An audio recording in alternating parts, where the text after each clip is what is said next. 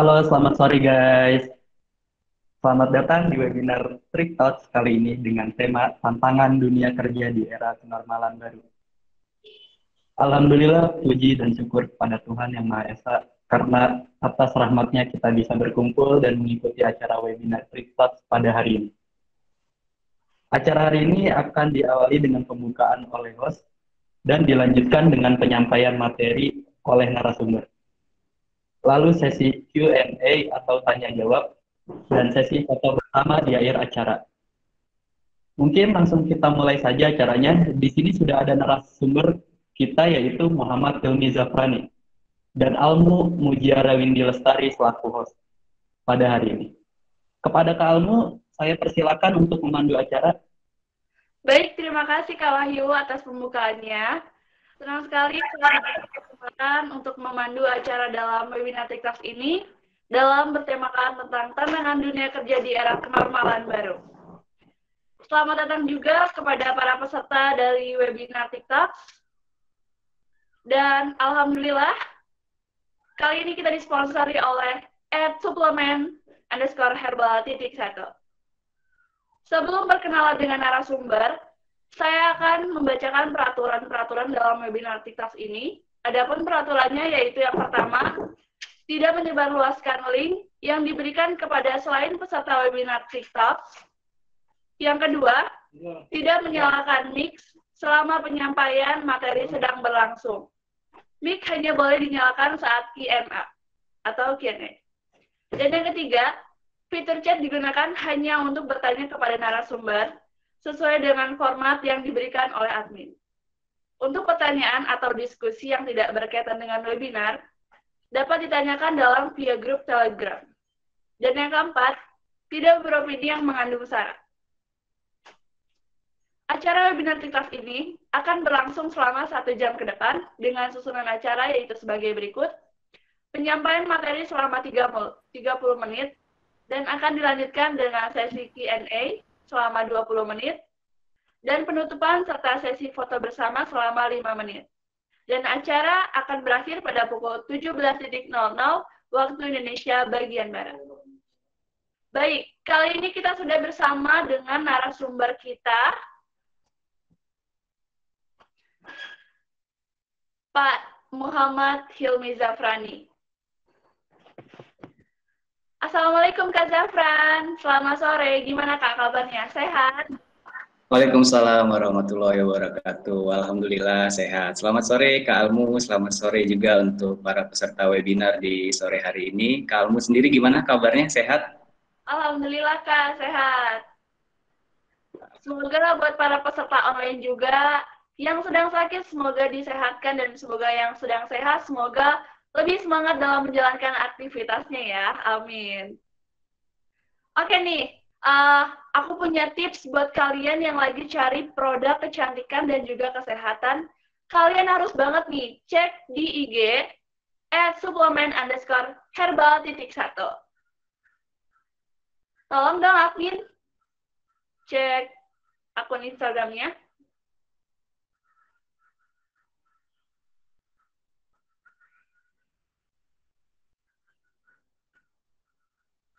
Nah, kita bisa lihat di sini, Tik Friends, di akun Instagram suplemen_herbal.1. Di sini ada produk kecantikan dan kesehatan yang benar-benar sudah resmi teruji dari BPOM, halal, dan bahannya juga aman, terbuat dari herbal alami. Nah, salah satu testimoni dari masker spirulina. Nih, kita bisa lihat di sini testingnya.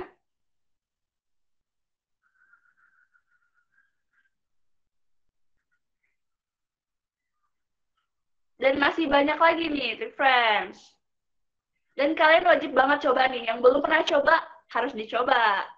Nah, selain dari masker spirulina juga, ada produk dari Tiens, produk untuk peninggi badan.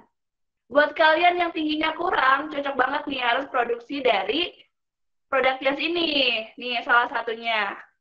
Yang tadi, nambah 3 cm, guys. Nih, ada lagi yang lain. Wah, Nih, kita lanjut lagi ke testimoni dari penggemuk badan. Buat kalian yang badannya kurus atau mungkin susah untuk gemuk, kalian wajib banget sih aku rekomendasiin. Buat kalian wajib coba dari produk Just ini. Karena sudah teruji, jadi aman. Oke nih, daripada menunggu lama, terima kasih admin ya. Oke, kita langsung masuk ke acara inti ya teman-teman.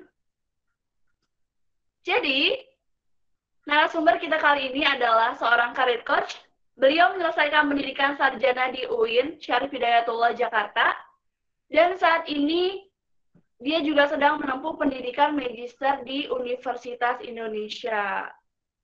Dan beliau pernah menjadi asisten dosen di Kementerian Pertahanan, asisten dosen di UIN Syarif Hidayatullah, Jakarta, serta asisten dosen di Universitas Indonesia. Beliau juga aktif mengajar di sekolah menengah kejuruan. Dan selain itu, beliau juga pernah terlibat aktif dalam proses rekrutmen di berbagai sektor industri. Di antaranya yaitu sektor transportasi, sektor pengadaan barang dan jasa, sektor teknologi informasi, dan juga sektor pendidikan. Wah, mantap banget ya. Gimana nih, kalian udah penasaran belum? Oke deh, tanpa menunggu lama lagi, oh ya, sebelumnya di sini para pesertanya jauh-jauh loh. Kalian mau tahu nggak sih dari mana aja? Aku dapat kabar dari salah satu admin, katanya ada dari Bogor. Wah, dari Jember. Terus ada lagi dari Malang, Pontianak, dari Pekanbaru, Sidoarjo, Bandung, Palembang, Manado, wow, Samarinda, Bekasi, Jogja, Ambon, Padang, Medan, Palu. Dan satu lagi nih apa ya? Ada yang belum kesebut? Pokoknya mantap banget. Aku terima kasih banget antusiasnya buat para penonton. Wah, Cibinong, Pakansari, oke deh, mantap banget. Oke, daripada menunggu lama lagi, kita masuk ke acara inti. Mari kita mulai saja acaranya. Kepada Kak Zafran, kami persilahkan.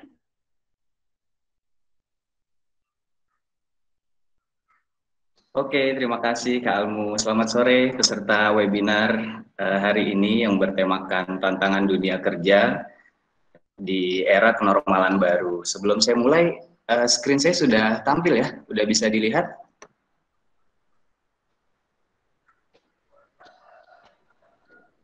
Sudah ya? Oke, terima kasih. Saya lanjut. Jadi sore ini saya diberi kesempatan oleh Panitia Trikerja untuk berbagi mengenai apa saja sih tantangan-tantangan di dunia kerja, khususnya di sekarang nih di era kenormalan baru ini. Kita mulai dari kalender COVID ya. Ini sejak 31 Desember 2019 itu kasus pneumonia terdeteksi di Wuhan. Dan pertama kali dilaporkan Cina itu ke WHO. Kemudian di tanggal 23 Januarinya, itu virus corona sudah mulai menyebar ya ke Asia, Eropa, seperti Thailand, Filipina, AS, bahkan hingga ke Inggris. Kemudian 1 bulan kemudian, di bulan Februarinya, Indonesia itu resmi menutup penerbangan dari dan ke Cina. Terus juga tiket murah untuk penerbangan domestik, karena kalau kita lihat grafiknya, itu penerbangan itu turun ya grafiknya itu, karena mulai tadi penyebaran virus ini sudah masuk ke Indonesia. Nah kemudian di tanggal 8 Februari hingga ke tanggal 29 Februari, Sakernas melakukan pencacahan sampel 75.000 rumah tangga yang mencakup seluruh provinsi yang ada di Indonesia. Kemudian pada tanggal 2 Maret, Presiden Jokowi mengumumkan, kalau teman-teman ingat ya, itu ada 2 WNI kita di daerah Depok dikatakan bahwa positif corona. Kemudian tidak lama terjadilah yang namanya panic buying kan. Semua orang berlomba-lomba membeli kebutuhan pokok, bahkan ada namanya waktu itu sempat habis juga kebutuhan kita kayak sanitizer, terus kemudian masker, kebutuhannya semua meningkat. Nah, di 10 Aprilnya beberapa wilayah mulai menerapkan yang namanya PSBB atau kita sebut pembatasan sosial berskala besar. Dimulainya dari DKI, Jabar, Banten, kemudian mengikuti ke daerah-daerah lainnya. Nah, di bulan April tanggal 16 sampai 17 itu pemerintah Indonesia memberlakukan pembatasan sosial di berbagai aspek.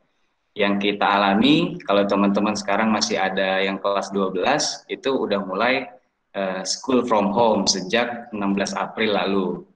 Kemudian kalau ada Bapak Ibu juga yang saat ini bekerja, ada juga penerapan work from home atau kita bekerja dari rumah. Jadi ada beberapa kebijakan terkait dengan datangnya COVID ke negara kita. Nah, kemudian pada tanggal 21 Mei 2020, COVID-19 ini mengalami lonjakan yang sangat tajam.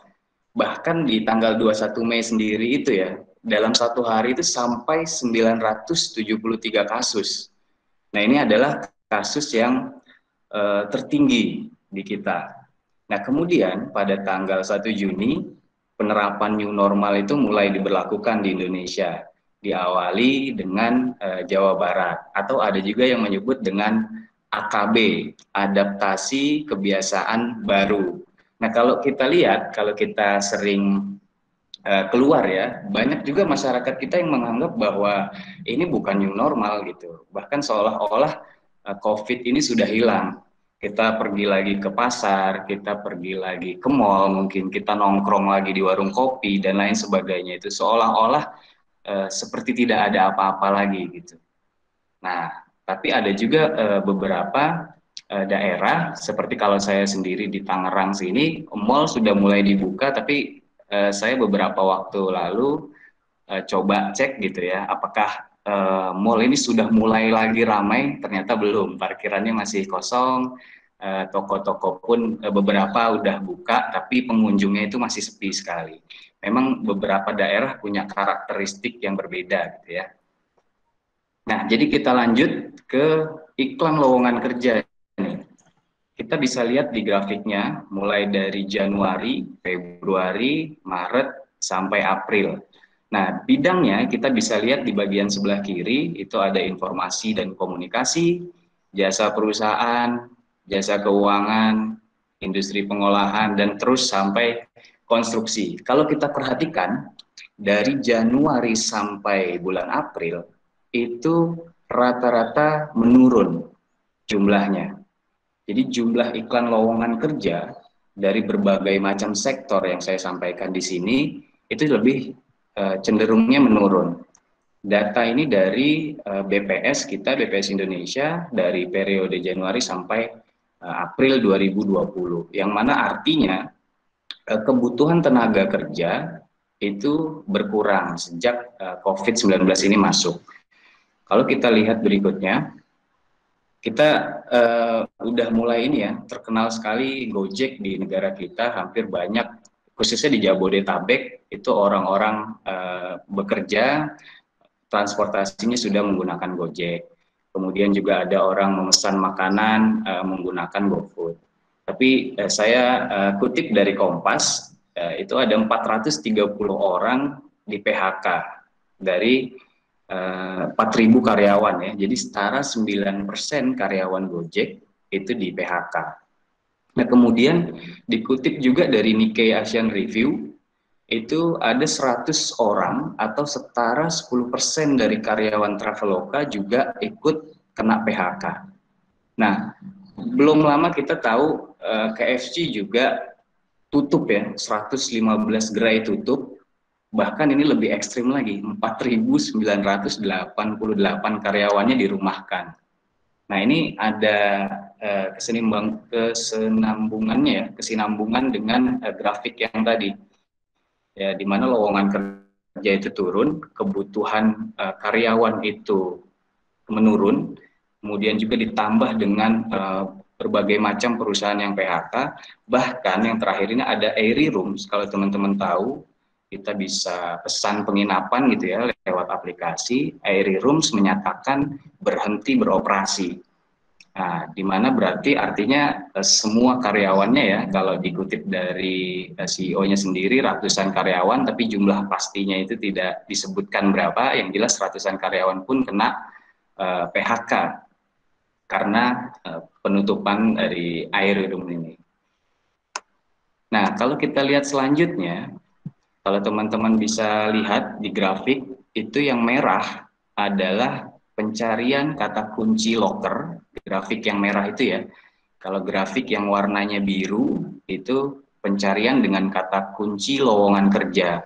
Ini pencarian yang orang-orang cari di Google ya. Jadi orang-orang cari di Google, misalnya ketik loker gitu. Nah, itu grafiknya yang warna merah. Kalau orang-orang ketik lowongan kerja itu yang warna biru. Kemudian yang berwarna kuning itu adalah kartu prakerja. Kalau kita lihat grafiknya, orang-orang mencari loker lowongan kerja itu dari 1 Januari terlihat masih normal ya, naik turun masih normal. Kemudian menurun di akhir-akhir April. Di akhir-akhir April menurun sampai di awal-awal Juni. Nah, apa yang grafiknya naik?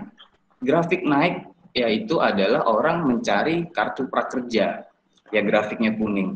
Naik di bulan April sampai di akhir Mei atau awal Juni dia sempat naik lagi. Jadi semua orang, nggak semua ya, atau kebanyakan yang tadi mungkin salah satunya juga korban-korban PHK, kemudian juga kalau kita lihat banyak sekali teman-teman kita ini baru lulus ya, baru lulus dari universitas, baru lulus dari sekolahan, itu ditambah juga itu pas launchingnya kartu prakerja semua orang banyak browsing di sini.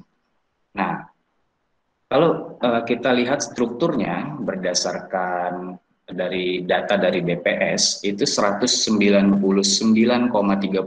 juta orang penduduk kita adalah penduduk usia kerja. Di mana penduduk usia kerja itu usianya dari 15 sampai 64 tahun.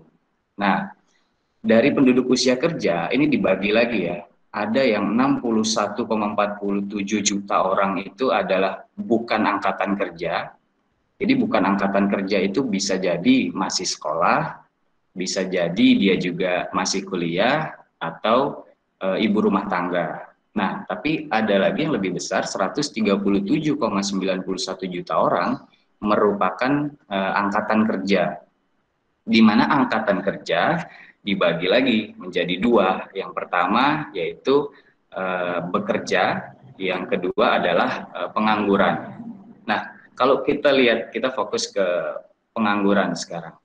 Jumlah pengangguran, data terakhir Februari 2020 dari BPS itu terdapat 6,88 juta orang. Ini artinya cukup banyak ya. Dan kita lihat tanah hijau ini, jadi dari Februari 2019 sampai ke Februari 2020 itu mengalami kenaikan sebesar 0,06 juta orang gitu. Nah, kita lihat selanjutnya. Dari 6,88 juta orang tadi, penyumbang terbesar adalah dari pendidikan SMK. Padahal kalau kita tahu SMK, jargonnya kan SMK siap kerja gitu ya, SMK bisa kerja. Tapi data dari BPS menunjukkan bahwa 8,49% dari 6,88 juta orang tadi pendidikannya adalah SMK. Nah, jadi kalau kita lihat itu SD ke bawah justru malah paling kecil ya, 2,64%. Kemudian dari universitas sendiri itu menyumbangkan pengangguran gitu ya sebesar 5,73%. Tapi kalau kita lihat di bawah ya yang grafik itu justru trennya itu menurun SMK. Per Februari 2020 itu 8,49% kan. Tapi kalau kita lihat 2019, kita lihat 2018, itu justru lebih tinggi. Artinya tren kita nih sebetulnya jumlah pengangguran dari SMK menurun. Tapi secara garis besar kalau kita bandingkan dengan tingkat pendidikan yang lain, SMP, SMA, diploma, bahkan universitas, ini SMK masih penyumbang pengangguran terbesar ya. Jadi ini PR juga sebetulnya buat kawan-kawan yang ada di SMK, terutama saya juga aktif sebagai pengajar di SMK, tentu ini jadi PR besar buat kita bersama untuk mengurangi jumlah-jumlah pengangguran terbuka ini ya berdasarkan data BPS. Nah, kalau kita lihat yang paling tertinggi dari pengangguran SMK tadi ya, itu ada di Provinsi Banten sebesar 8,01%. Nah, terendah ada di Bali. Sisanya mengikuti. Kalau di rata-rata Indonesia itu masih 4,99%. Nah, entah ini Provinsi Banten yang saya tidak tahu teknisnya seperti apa, karena saya sendiri sebetulnya masih masuk di Provinsi Banten, tentu ini jadi lagi-lagi jadi PR kita bersama bagaimana mengurangi data peningkatan pengangguran ini ya.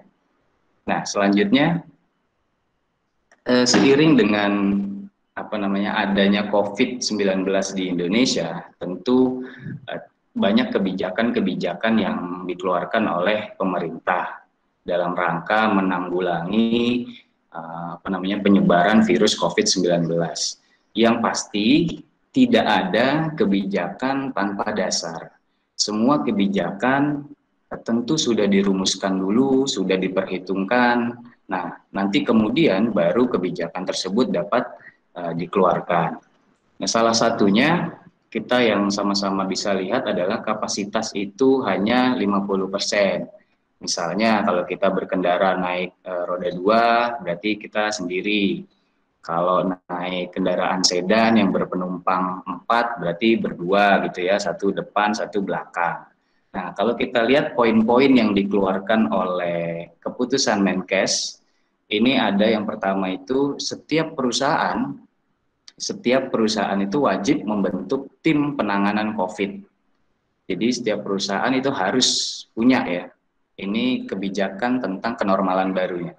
Kemudian yang kedua adalah ukur suhu dengan termogan dan protokol kesehatan lainnya. Sekarang kalau kita lihat, kita masuk ke masjid gitu ya misalnya, atau ke perusahaan-perusahaan, kita lihat semua di bagian depan itu sudah ada tim yang siap untuk mengukur suhu setiap orang yang masuk gitu ya, ada screeningnya. Kemudian nanti dikasih hand sanitizer, itu sudah menjadi kebijakan yang harus dilakukan. Nah, kemudian yang ketiga ada waktu kerja yang tidak terlalu panjang. Nah, biasanya orang bisa lembur gitu ya, lemburnya 4 sampai 5 jam, ini tentu harus dikurangi. Kenapa dikurangi? Karena nanti efeknya adalah bisa jadi orang tersebut kurang istirahat gitu kan, karena memacu pikirannya, tenaganya untuk terus bekerja sehingga daya tahan tubuhnya berkurang, nanti kemungkinan tertular COVID-nya lebih besar. Nah, terus kemudian selanjutnya adalah shift 3 itu ditiadakan. Teman-teman kalau tahu ya, satu perusahaan yang berjalan full gitu 24 jam biasanya ada 3 shift. Pagi sampai sore, siang sampai malam, kemudian malam sampai pagi. Nah, shift yang ketiga yang malam hingga pagi itu ditiadakan. Jadi hanya 2 shift yang berlaku dari pagi hingga malam hari, tapi tidak sampai di tengah malam. Kemudian ada juga wajib masker. Ini dari rumah mau ke rumah, dan selama bekerja itu kita wajib menggunakan masker. Kemudian juga ada asupan nutrisi, kemudian juga ada hand sanitizer dan kampanye hidup sehat.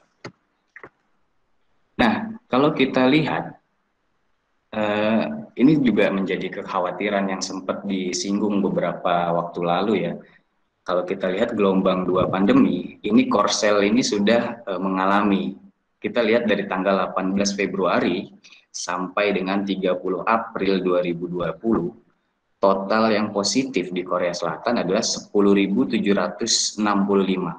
Nah, kemudian di tanggal 30 Aprilnya, itu tidak ada pelaporan kasus positif baru, artinya 0 ya. Korsel ini sudah 0 positif, kasus positifnya sudah 0. Nah, tiba-tiba di tanggal 23 Juni 2020 kemarin muncul lagi 46 kasus baru COVID-19. Nah, gimana dengan kita nih? Gimana dengan Indonesia? Apakah Indonesia bakal mengalami gelombang 2 pandemi? Nah, tentu kita harus positive thinking ya. Kita tetap harus menjaga protokol-protokol yang sudah ditentukan. Kita seperti menjaga jarak, hand sanitizer, cuci tangan pakai sabun 20 detik, dan lain sebagainya itu. Karena tidak menutup kemungkinan bahwa gelombang 2 akan terjadi di Indonesia. Kalau kita lihat gelombang satunya saja sudah membuat tadi ada panic buying, ada ribuan karyawan di PHK, ratusan gerai ditutup. Ini tentu menjadi penurunan ekonomi untuk negara kita.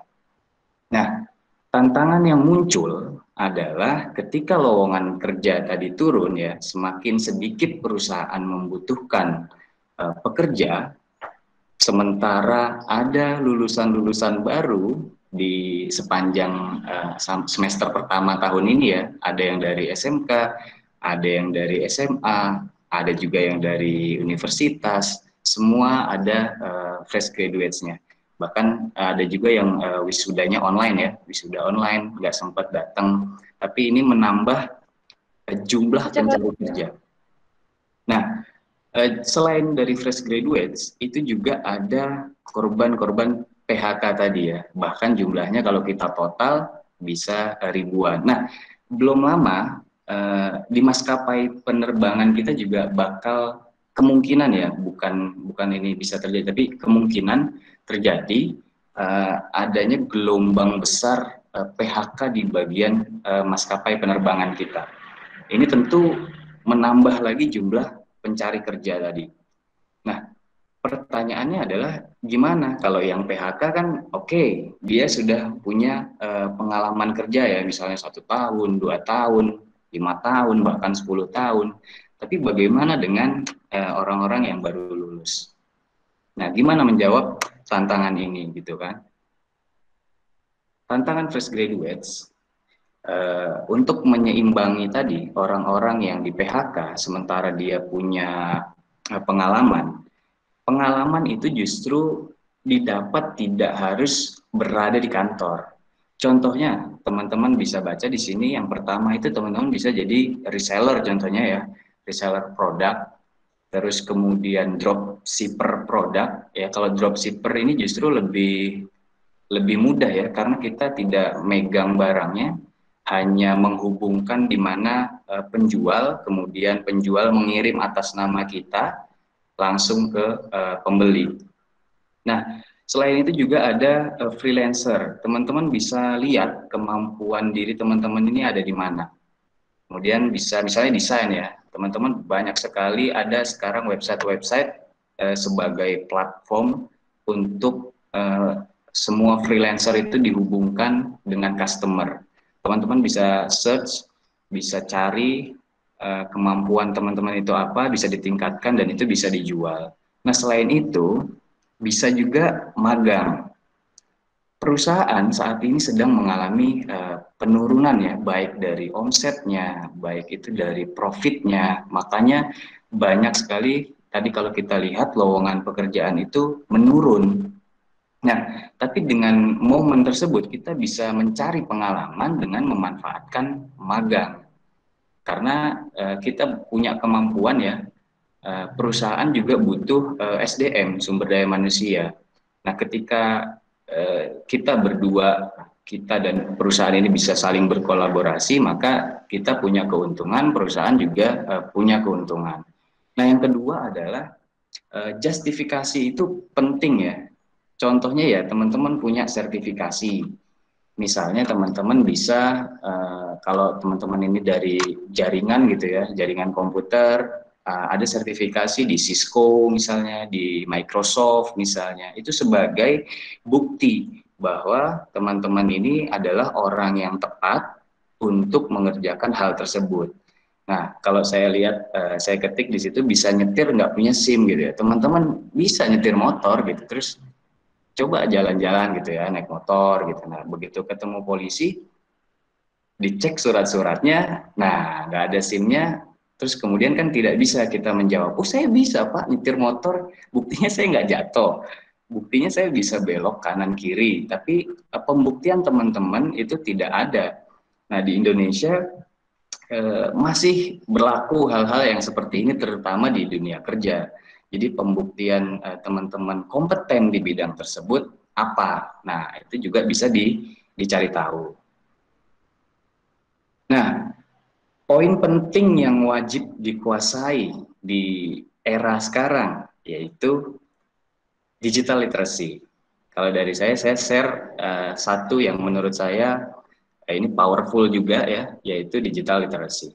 Nah, menurut American Library Association, digital literacy atau literasi digital itu kemampuan untuk menggunakan teknologi informasi dan komunikasi untuk satu, menemukan, dua, mengevaluasi, tiga, membuat, empat, dan mengkomunikasikan informasi yang membutuhkan keterampilan kognitif dan teknis. Contohnya apa? Kita simple deh.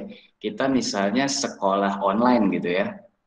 Kita sekolah online nih, sekolah dari rumah nih. Itu kan pakai platform ya, platform video online kayak gini lah, Google Meet gitu misalnya. Nah, kalau kita nggak ngerti cara mute mic misalnya, kita nggak ngerti cara on atau off video kita, nah itu berarti teman-teman harus meningkatkan itu.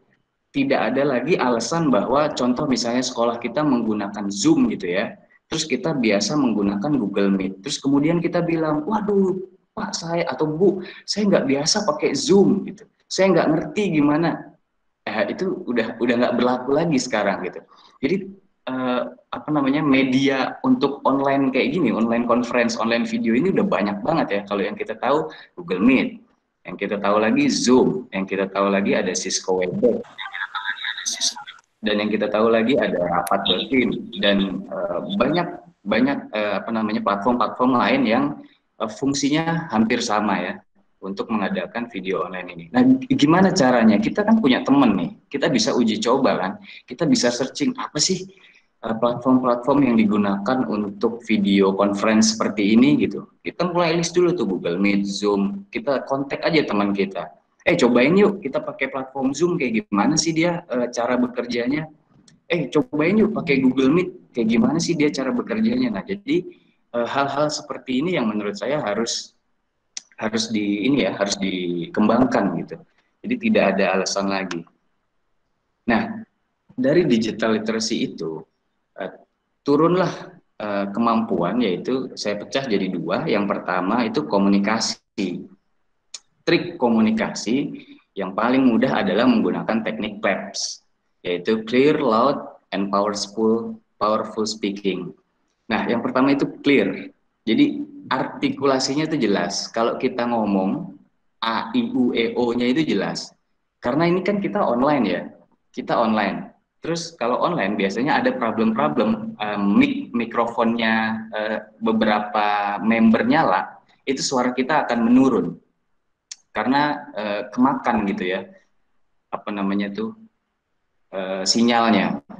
Nah jadi artikulasi itu juga harus jelas gitu ya, A I U E O-nya, supaya si pendengar, si member tersebut juga bisa paham apa sih yang sedang disampaikan ini. Kemudian juga ada loud atau intonasinya. Intonasinya kalau saya terlalu pelan, contoh misalnya saya ngomong kayak gini, itu kan intonasinya terlalu pelan gitu ya. Jadi kita juga harus pintar mengatur intonasinya. Nah, yang ketiga adalah powerful speaking. Ini juga sebetulnya saya juga masih belajar ya. Jadi hindari filler word seperti jadi kalau kita ngomong itu kita lagi mikir gitu ya. Kita lagi mikir nunggu kata-kata selanjutnya, itu biasanya orang itu sering nunggu kayak gitu ya. Nah, itu juga harus sebaiknya dihindari, apalagi ini online, jadi banyak banget yang bikin aneh lah kalau teman-teman pakai earphone segala macam. Itu kan sebetulnya banyak gangguan, beda ketika kita komunikasi secara langsung gitu ya. Nah, filler words ini bisa diganti dengan kata-kata oke gitu misalnya ya, atau atau gitu, atau paham ya, itu bisa bisa diganti pengisi kata-kata lain selain hem, dan lain sebagainya. Nah, yang kedua adalah problem solving dan inovasi. Ini penting banget. Kalau kita lihat dulu di Jabodetabek itu banyak orang jualan mie ayam. Ini gambar yang teman-teman lihat itu adalah mie ayam yang sebelah kiri. Kita kalau makan mie ayam itu harus datang ke tempatnya gitu ya. Datang ke tempatnya, kemudian pesen, nanti orangnya, penjualnya menyiapkan itu, terus menyajikan kita di situ atau bisa dibungkus. Nah, kemudian datang nih COVID-19 kan. Pas COVID-19 datang, kan banyak tuh kebijakan tadi ya, misalnya PSBB, orang nggak boleh keluar rumah, ada lagi orang yang nyebutnya lockdown, padahal masih PSBB sih, bukan lockdown. Orang itu intinya nggak boleh keluar rumah lah ya. Terus kemudian pedagang-pedagang yang ngandelin traffic orang dari luar itu kan sepi, ya nggak sepi kan. Nah terus gimana nih? Apakah dia harus mengeluh gitu? Waduh iya nih dagangan nggak laku. Kenapa ya? Ya sepi, nggak ada orang gitu kan. Nah inilah poin yang harus teman-teman timbulkan di diri teman-teman juga adalah problem solvingnya.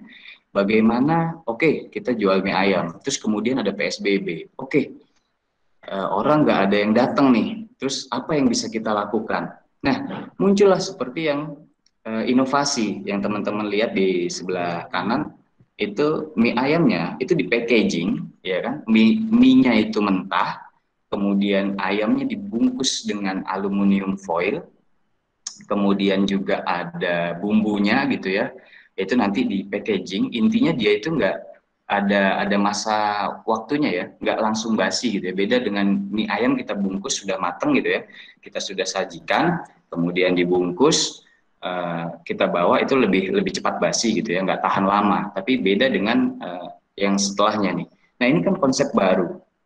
Ketika sudah di packaging seperti ini, maka mie ayam ini bisa dijual secara online gitu.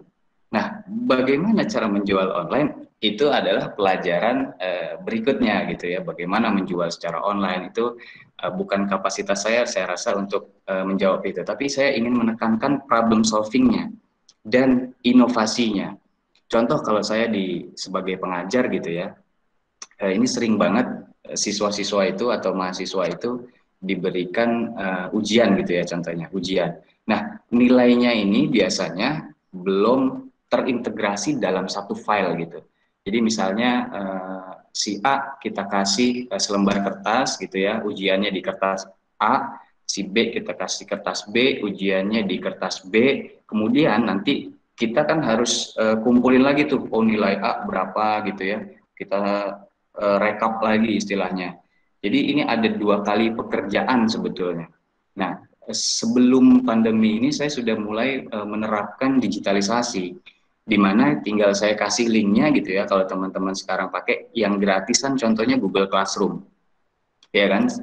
Di Google Classroom, saya sebagai pengajar saya kasih linknya, semua siswa mengerjakan dan nilainya itu sudah terintegrasi. Saya tidak perlu kerja 2 kali yang tadinya menghabiskan waktu cukup banyak gitu ya. Saya tinggal bisa lihat di mana aja, saya bisa lihat di rumah, saya bisa lihat di kantor, nilai-nilai semua, siapa yang sudah mengerjakan, siapa yang belum mengerjakan, si A mengerjakannya sudah sampai mana, semua bisa dipantau.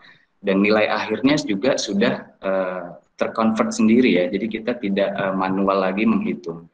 Nah, itu problem solving dan inovasi seperti itu yang perlu kita bangun, terutama di era kenormalan ini. Nah, kalau ada pertanyaan, kadang-kadang gini, saya punya kisah gini, ada orang nih misalnya ya, ada orang mau usaha gitu ya, lu usaha dong, sekarang nih kan susah nih nyari kerja, lu usaha, jualan apa gitu ya. Terus dia jawab kan, wah usaha apa ya, kagak punya modal gitu kan, usaha kan perlu modal gitu ya. Oke, modal ya. Terus dikasih modal nih orang nih, dikasih modal 10 juta. Begitu udah dikasih modal 10 juta, dia nanya lagi, wah 10 juta, usaha apa ya? Gue mau usaha mie ayam, tapi gue kagak bisa bikin mie ayam, gitu kan? Nah, itu udah reason lagi tuh, udah alasan lagi. oke deh coba lu dagang ini, dagang bakso gitu misalnya. Nah, kita udah tentuin nih, tadi dia bingung kan, 10 juta mau dagang apa, kita tentuin oke dagang bakso. Begitu dagang bakso dia alasan lagi, wah gimana ya gue nggak bisa dagang bakso nih, cara bikin bakso gimana nggak ngerti. Nah, kita harus menghindari tipe-tipe orang yang seperti itu. Orang kalau udah kayak gitu ya udah deh ke laut aja kayaknya ya. Jadi kalau dikasih A dia alasannya B, kita kasih B dia alasannya C, kita kasih C dia alasannya D, terus begitu akhirnya nggak selesai-selesai. Makanya ini penting banget problem solving dan innovation buat teman-teman. Ayolah hidupkan di diri teman-teman. Kadang-kadang problem solving ini juga nggak bisa orang yang memecahkan gitu ya. Kadang-kadang kita yang bisa menemukan problem solving sendiri. Kayak tadi misalnya contoh kerjaan saya gitu ya, selama mengajar gitu, saya melihat wah ini nggak benar nih kalau saya rekap, gini kelamaan gitu kan. Nah, akhirnya di dalam proses itu saya menemukan, karena kan saya yang ngalamin gitu ya. Mungkin di bidang lain juga teman-teman pasti, karena teman-teman yang mengalami tentu pasti teman-teman yang lebih tahu kira-kira ada nggak sih shortcutnya itu kayak gimana sih, saya harus begini, saya harus begitu. Nah itulah penemuan-penemuan sehingga menghasilkan inovasi baru. Oke, terima kasih. Saya rasa itu yang bisa saya sampaikan di sore hari ini. Mudah-mudahan bermanfaat buat teman-teman semua. Kalau ada kesalahan juga mohon dimaafkan. Saya kembalikan ke Kak Almu. Iya, Kak Zafran, terima kasih Kak atas materinya yang disampaikan. Semoga materi ini bisa bermanfaat bagi kita semuanya ya, Trick Friends. Oke, kita bakal masuk ke acara sesi Q&A. Sesi tanya jawab nih. Buat kalian yang mau nanya, bisa kirim lewat fitur chat yang sudah disediakan admin ya. Kita masih menunggu pertanyaannya. Ayo yang mau bertanya silahkan.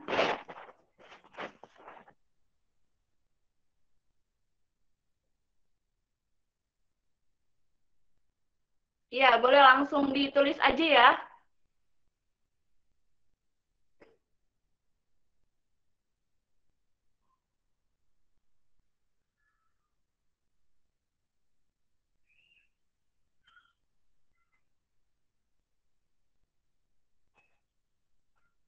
Ya, baik nih, kita sudah mendapatkan pertanyaan dari Chandra Gunawan dari Bogor. Pertanyaannya, bisakah kita fresh grade bersaing dengan orang yang sudah memiliki pengalaman selain melalui usaha? Gimana Kak Zafran? Oke, bisa banget. Kalau jawabnya bisakah? Bisa banget. Kita kita sekolah nih ya, kita sekolah misalnya. Itu jangan sekolah pulang, ikutlah organisasi misalnya. Di organisasi itu kita banyak banget bakal punya pengalaman ya. Contoh kita mengadakan acara A, kita cari narasumber, kita diskusi sesama tim, kita mencoba memecahkan suatu masalah.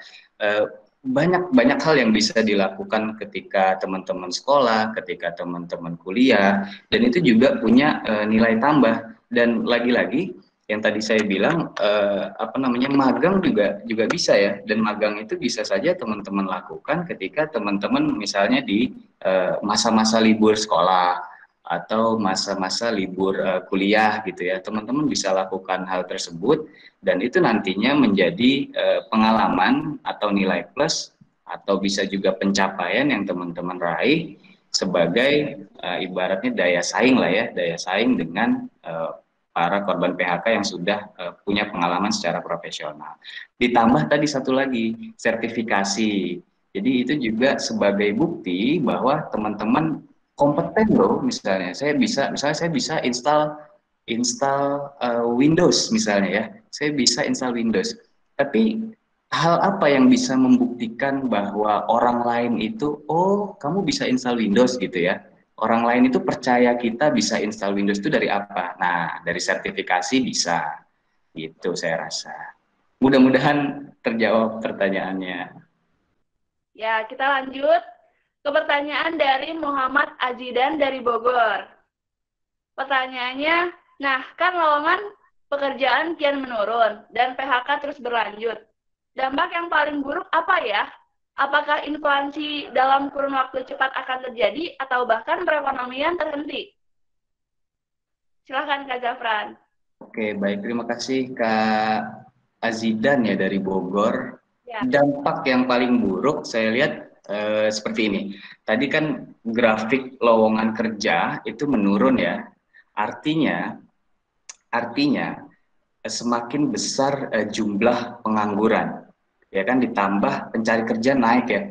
Banyak orang-orang ini baru lulus sekolah, banyak orang-orang ini baru lulus kuliah, terus kemudian lokernya juga menurun gitu ya. Ini kan nggak seimbang ya, di mana lulusan angkatan siap kerja ini naik, kemudian lowongan kerjanya turun. Nah, apa yang terjadi? Yang terjadi adalah jutaan pengangguran ini bakalan terjadi gitu kan. Kalau kita lihat definisi pekerja sebagai pekerja adalah orang yang pergi pagi, pulang pagi ke kantor gitu misalnya ya. Tapi kan bekerja kan tidak hanya itu kan. Kita bisa berjualan tadi misalnya jadi reseller, kita juga bekerja. Kita menjadi dropshipper, kita juga bekerja. Tapi dampak yang terburuk adalah tadi yang pertama jutaan pengangguran itu bisa saja muncul. Kemudian kalau ada jutaan pengangguran, yang kedua adalah ekonomi kita turun, ekonomi kita bisa jadi hancur, atau kemiskinan bisa jadi tambah merajalela. Tapi kita harus positive thinking ya, bahwa kerja itu tidak harus di kantor. Kita harus punya tadi problem solving dan innovation, pemikiran-pemikiran bahwa kita mampu apa, kita bisa jual diri kita tersebut untuk hal yang sebetulnya kita mampu kerjakan dan kita mampu untuk melakukan hal tersebut gitu. Ya, terima kasih Kak Zafran atas jawabannya. Semoga pertanyaan dari Muhammad Azidan dari Bogor terjawab ya. Baik, untuk satu pertanyaan lagi ya, Trick Friends. Oke, pertanyaan dari Abdul Ghani dari Riau. Pertanyaannya, saya fresh graduate dari SMK jurusan TKJ. Dan pertanyaannya, kenapa angka pengangguran lebih tinggi dari SMK, sedangkan SMK membuat anak didiknya siap bekerja? Oke, kalau kenapa jumlah pengangguran dari tingkat pendidikan SMK itu lebih tinggi, tentu banyak sekali faktornya ya. Kalau saya sendiri sebagai pelaku pengajar di SMK, yang saya rasakan adalah seperti ini. Tidak samanya kurikulum yang diajarkan di sekolah dengan kebutuhan industri perusahaan. Contoh sederhananya gini. Saya sebagai perusahaan gitu ya, saya butuh orang yang bisa menghitung menggunakan Microsoft Excel. Misalnya ya, saya perusahaan yang butuh orang bisa menghitung menggunakan Microsoft Excel. Nah, kemudian di sekolah, Microsoft Excel ini tidak diajarkan bagaimana menghitung misalnya 1 tambah 1 di Microsoft Excel. Sehingga kebutuhan industri dengan kemampuan dari lulusan SMK ini saya rasa nggak seimbang, ya kan? Dimana perusahaan itu butuhnya A, tapi yang bisa dilakukan oleh lulusan SMK adalah B. Nah, saya rasa ini perlu link and match lagi ya antara kurikulum yang ada di sekolah dengan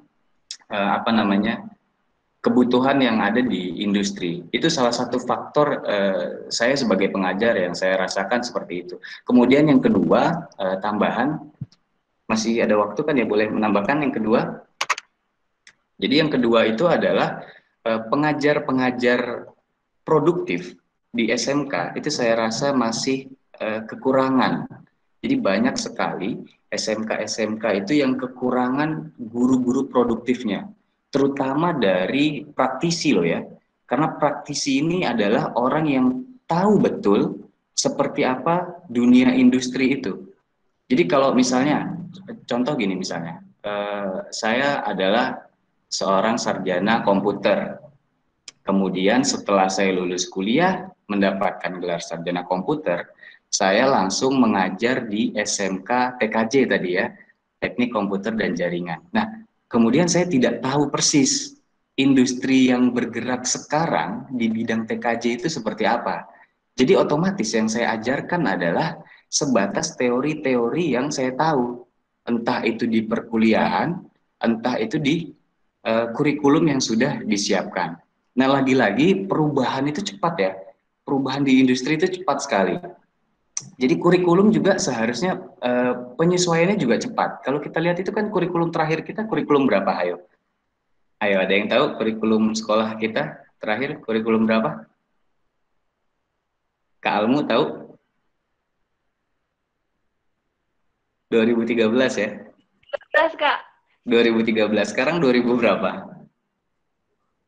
Sekarang 2020 ya. Artinya ada gap di situ ya.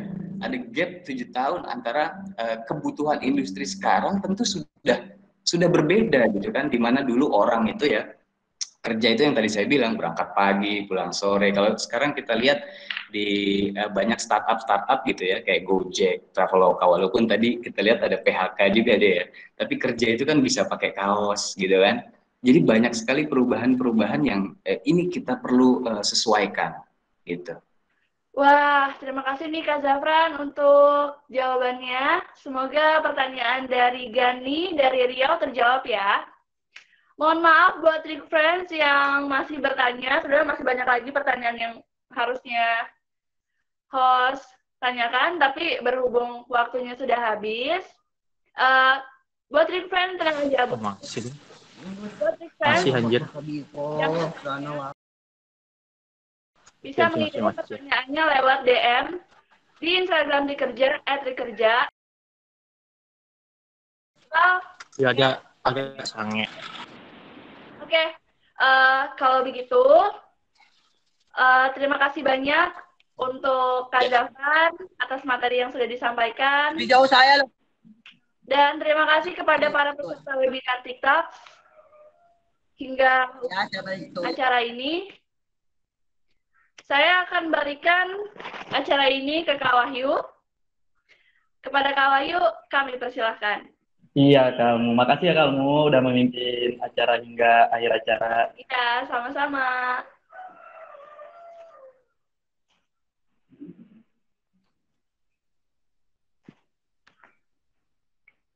Oke, langsung aja kita bukan penutup sih, masih ada satu lagi yaitu sesi foto bersama. Sebelumnya, terima kasih untuk semua peserta yang sudah mengikuti sampai di akhir acara.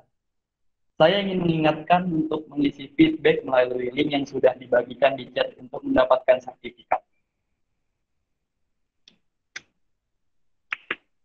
Dan untuk pemenang pertanyaan terbaik akan diumumkan via story Instagram ya, di @trikerja. Jadi pastiin kalian sudah follow Instagram kami ya sebelumnya. Pemenang akan mendapatkan pulsa sebesar Rp25.000 dan hadiah ini disponsori oleh @suplemen_herbal.1. Untuk sertifikat akan dikirimkan maksimal 3 jam setelah acara selesai. Bagi peserta yang sudah bergabung di Telegram dapat menggunakan grupnya sebagai wadah diskusi dan kami juga akan menginformasikan kegiatan webinar TrikTalk selanjutnya via Telegram. Mari kita mulai saja sesi foto bersamanya. Bagi para peserta dipersilakan untuk menyalakan kameranya.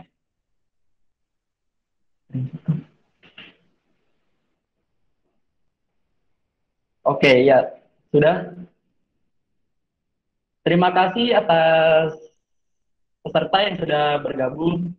Semoga bisa mengikuti acara webinar TrikTalk selanjutnya ya. Sampai jumpa.